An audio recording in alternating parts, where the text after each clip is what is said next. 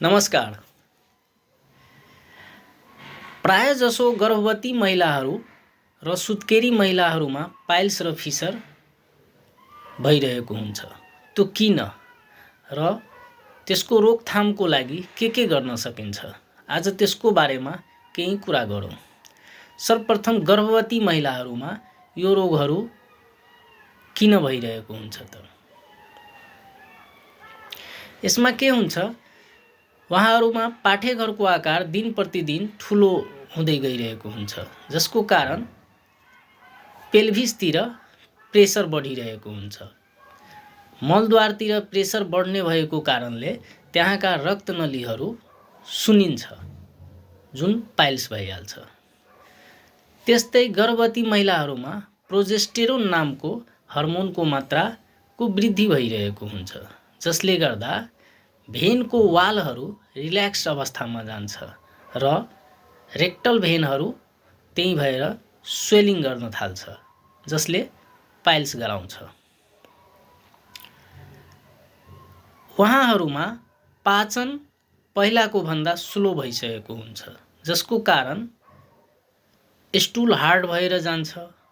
अब कब्जियत भइसकेपछि बल्लाएर कन्नेर दिशा गर्नुपर्ने हुन्छ, जसले गर्दा पाइल्स र फिसर भइरहेको हुन्छ। त्यस्तै सुत्केरी महिलाहरूमा के हुन्छ, उहाँहरूमा लेबरको बेला भनेको बेबी डेलिभरी हुने बेलामा एक्स्ट्रा प्रेसर मलद्वारमाथि परेको हुन्छ, जसले पाइल्स र फिसर गराइरहेको हुन्छ। धेरैमा पाइल्स मात्रै हुन्छ, कोहीमा फिसर मात्रै हुन्छ भन्ने, कोहीमा पाइल्स र फिसर दुवै भइरहेको हुन्छ। सुत्केरी महिलाहरूमा डिहाइड्रेसनको अवस्था हुन्छ, अर्थात् उहाँहरूको शरीरमा पानीको मात्रा कम भइरहेको हुन्छ। एउटा यो कारण भयो। अर्को, हरेक जात जातिमा, हरेक संस्कृतिमा सुत्केरी अवस्थामा विभिन्न प्रकारका मसालायुक्त खानेकुराहरू बनाएर खुवाउने प्रचलन छ। माछा मासुहरू बढी खुवाउने पनि कुनै कल्चरमा बढी प्रचलन छ। यो सबै कारणहरूले कब्जियत भइरहेको हुन्छ। कब्जियत भएपछि प्रेसर गरेर दिशा गर्नुपर्दा पाइल्स र फिसरहरू भइरहेको हुन्छ। अब यसबाट गर्भवती महिला र सुत्केरी महिलाहरू पाइल्स र फिसर हुनबाट जोगिन के गर्न सकिन्छ?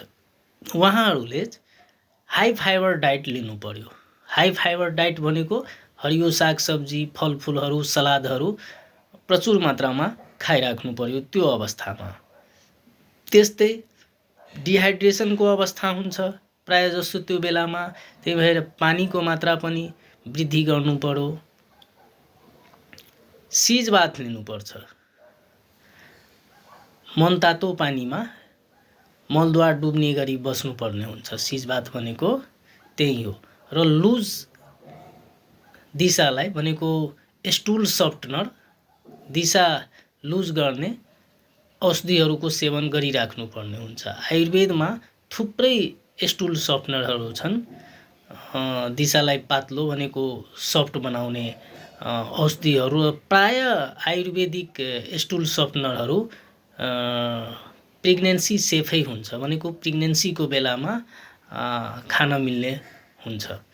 यी सबै गरेर धेरै हदसम्म उहाँहरू पाइल्स र फिसरबाट जोगिन सक्नुहुन्छ। तर यो सबै गर्दै पनि कोहीलाई पाइल्स अथवा फिसर भइरहेको छ भने तत्कालै उपचार गर्नुपर्ने हुन्छ, ताकि त्यो रोग फेरि क्रोनिक नहोस्, त्यसको उपचार फेरि जटिल लिनु नपरोस्। त्यसको लागि उपचारमा ढिला गर्नु हुन्न। धन्यवाद।